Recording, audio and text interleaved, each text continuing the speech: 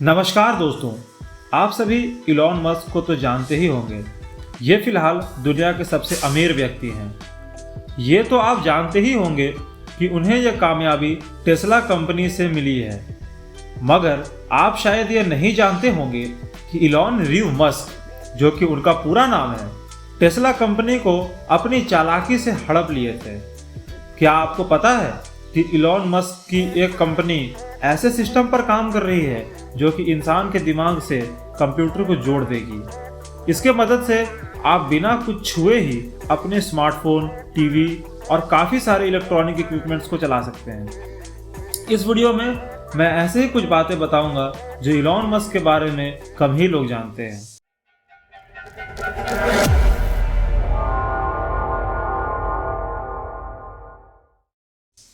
दोस्तों, Elon Musk अभी Tesla के सीईओ और प्रोडक्ट आर्किटेक्ट हैं। साथ साथ वह स्पेसएक्स कंपनी के फाउंडर एंड सीईओ भी हैं। इसी के साथ वो कई और कंपनियों के सीईओ हैं। ज़्यादातर लोगों को लगता है कि मस्क एक अमेरिकी मूल के व्यापारी हैं, पर दोस्तों ऐसा बिल्कुल भी नहीं है। आपको ये जान के हैरानी होगी कि मस्क का जन्म प्रिटोरिया, साउथ अफ्रीका में हुआ था और उनका बचपन वहीं बीता। 18 की उम्र में वो कनाडा चले गए और वहाँ की नागरिकता ले ली। दोस्तों, अमेरिका में एजुकेशन सिस्टम भारत से काफ़ी ज़्यादा अलग है। जैसे हमारे यहाँ जिस यूनिवर्सिटी में आप एडमिशन ले लेते हैं, उसी यूनिवर्सिटी से आपको डिग्री लेनी पड़ती है। लेकिन यूएस में ऐसा कुछ नहीं है। वहाँ आप किसी यूनिवर्सिटी में एडमिशन ले सकते हैं और 2 साल बाद वहाँ से किसी और यूनिवर्सिटी में ट्रांसफ़र लेकर अपना डिग्री कंप्लीट कर सकते हैं। मस्क ने भी ऐसा ही किया था। दोस्तों, आप लोग जानते ही होंगे कि स्टैनफोर्ड यूनिवर्सिटी दुनिया के सबसे ज़्यादा प्रभावशाली इंस्टीट्यूट्स में से एक है। वहाँ एडमिशन हो जाना ही बड़ा बात है। लेकिन इलॉन मस्क ने वहाँ एडमिशन हो जाने के जस्ट 2 दिन बाद से ही वहाँ जाना बंद कर दिया ताकि वह अपनी कंपनी जिप्टू की स्थापना कर सकें। ये उनकी पहली कंपनी थी। दोस्तों, इलॉन मस्क का निजी जीवन भी काफ़ी रोचक है। अगर आप चाहते हैं कि मैं इस पर एक वीडियो बनाऊं तो कमेंट करके मुझे बता सकते। दोस्तों, जैसा कि मैंने आपको वीडियो के शुरू में ही बताया था कि इलॉन मस्क टेस्ला के फाउंडर नहीं हैं, इसके बावजूद उनको टेस्ला का फाउंडर समझा जाता है। इसकी बड़ी वजह यह है कि टेस्ला कंपनी की ज़्यादातर ग्रोथ इलॉन मस्क के सीईओ होने के दौरान हुई है। टेस्ला को असल में मार्टिन एडरहार्ड और मार्क टारपेनिंग ने मिलकर 2003 में स्टार्ट किया था। ये दोनों ने कंपनी के शुरुआती दिनों में इस कंपनी को आकार दिया। दोस्तों, फाउंडेशन के दौरान किसी भी कंपनी के पास ज़्यादा इन्वेस्टमेंट नहीं होता है। इसीलिए इन्वेस्टमेंट जुटाने के लिए कंपनीज अपने शेयर बेचा करती हैं। इसी तरह जब टेस्ला कंपनी की फाउंडेशन हुई थी, उस समय फंडिंग जुटाने के लिए वो इलॉन मस्क के पास गए थे। इलॉन मस्क ने उस समय इस कंपनी में रुचि दिखाई थी और $6.5 मिलियन यानी कि करीब $65 लाख का निवेश किया था, जो कि अभी के हिसाब से भारतीय रुपयों में 54 करोड़ रुपए का होगा। अब आप ही समझिए ना दोस्तों कि जैसे कल को कोई आपने कंपनी खोली और मानते हैं कि आपने अलग अलग सोर्सेज से पैसे जमा करके कुछ करोड़ रुपए जमा किए और उस कंपनी में लगा दिए।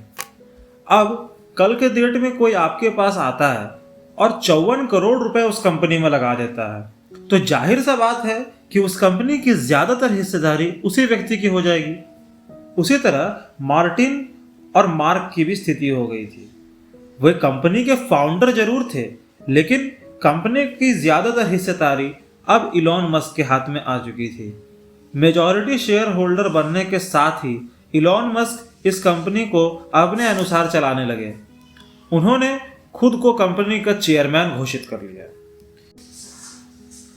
इलॉन मस्क और कंपनी के ओरिजिनल फाउंडर्स के बीच में धीरे धीरे टकरार आने लगी। अब कंपनी के अंदर भीतरी विरोध का सामना करने के लिए इलॉन मस्क ने अपने वोटिंग राइट्स का इस्तेमाल करते हुए उन्होंने 2008 में एबरहार्ड को कंपनी से निकाल दिया और खुद को कंपनी का सीईओ बना लिया। इसके बाद 2009 में कंपनी के अंदर विरोध बढ़ते हुए देखकर उन्होंने कंपनी के दूसरे फाउंडर यानी कि मार्क टारपेनिंग को भी कंपनी से निकाल दिया और उसी के साथ कंपनी के 2 शुरुआती एम्प्लॉयज को भी निकाल दिया ताकि कंपनी में किसी भी तरह का कोई भी विरोध ना बचे। इसी के साथ इलॉन मस्क के पास एकाधिकार आ गया। कंपनी में एकाधिकार होने के साथ ही वह कंपनी को अपने अनुसार से चलाने लगे और आज इलॉन मस्क की टेस्ला कंपनी दुनिया की सबसे वैल्यूएबल कंपनीज में से एक है। पर दोस्तों, क्या आप यह बात जानते हैं कि 2020 तक टेस्ला एक बहुत छोटी कंपनी थी। साथ ही इलॉन मस्क की भी संपत्ति $24 बिलियन की ही थी, जो कि आज उनकी संपत्ति से करीब करीब 10 गुना कम है। दोस्तों, यदि आप ये जानना चाहते हैं कि उन्होंने ऐसा क्या किया कि करीब 1 से 1.5 साल में ही वह बाकी सभी बिजनेसमैन को पीछे छोड़कर आगे निकल गए और आज उनकी कंपनी दुनिया के सबसे इन्फ्लुएंशियल कंपनीज में से एक है। यदि आप ये जानना चाहते हैं तो मुझे कमेंट करके जरूर बताएं और अगर आपको वीडियो अच्छा लगा तो इसे लाइक करें और ऐसे ही वीडियोस और देखने के लिए मेरे इस चैनल को सब्सक्राइब करें।